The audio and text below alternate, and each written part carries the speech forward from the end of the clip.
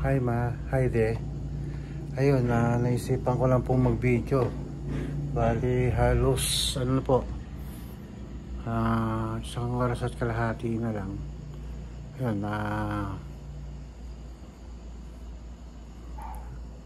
alis na kami ni Jean.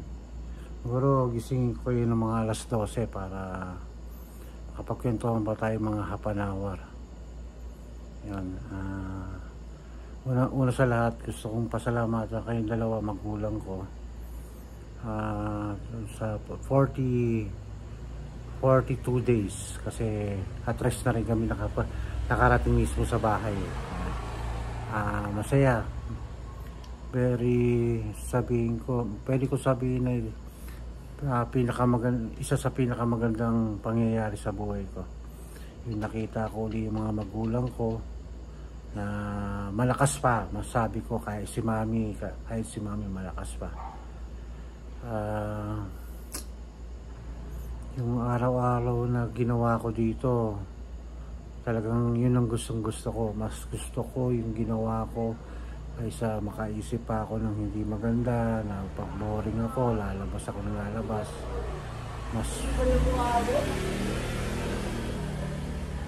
Mas magagay nangyari yun.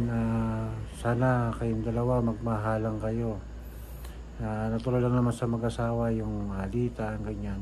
Basta't huwag niyong patagalin kasi tandaan niyo wala namang iba talaga magmamahalan kundi kayo. Parang kami magiging kagaya nyo rin kami ni Jean na balang araw kami lang talaga matitira. So sana ganun din, yun yung nangyayari sa inyo.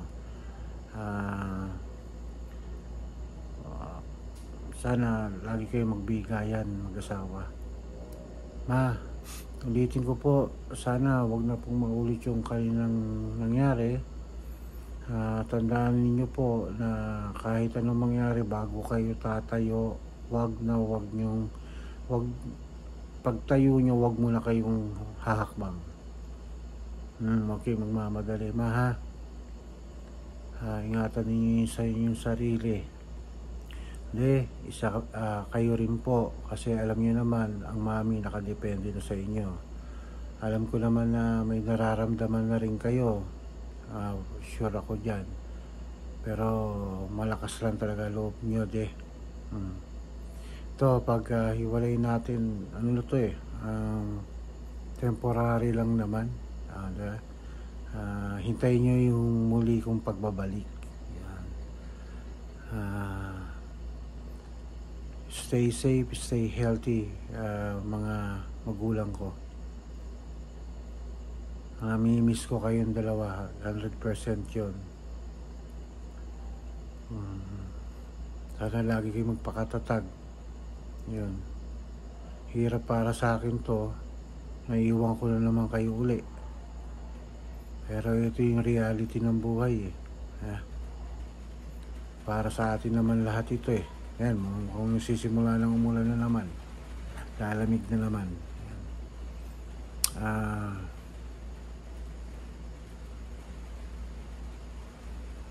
Thank you po sa lahat Gusto kong pasalamatan kayo, daddy, mami, dahil sa ginawa niyong mga sakripisyo para sa amin magkapatid.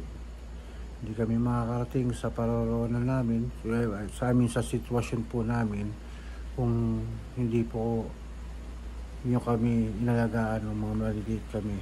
Maraming salamat po. Lahat-lahat ng ito nangyayari sa amin ng magkapatid, kung ano man yung tinatamasa namin dahil sa inyo. Sana yung bahay, kung sino may mga kasama ninyo, sana kahit hindi ganyan ka-perfecto sa akin at least mapasadahan kahit paano. Hindi kayo gagawa, kaya nga tayo mag-hire kasi hindi kayo gagawa. Yung may mga gadgets may mga bago kayo mga toy dyan tulad ng microwave oven, huwag kayo magtipid, gamitin ninyo, kaya po nandiyan yan. Yung blender, sana gamitin nyo kasi napakasarap sa inyo yung mga fresh na fruits na shake, ganyan, nakaka-refresh ng mind yan. Magmahalan kayo lagi kasi deme, mahal namin kayo ni Melissa. Yun po yung totoo. Ayan, naka 5 minutes na ako, ganun lang.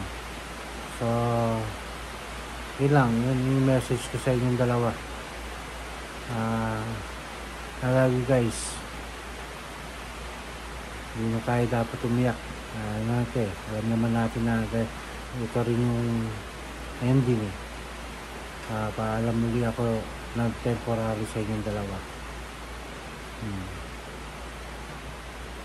Yun lang po de. Ang naman po kayong dalawa. Ay, ang ganda ng ano nyo talaga. Ganda talaga ako dito sa garden ninyo. Napakaganda.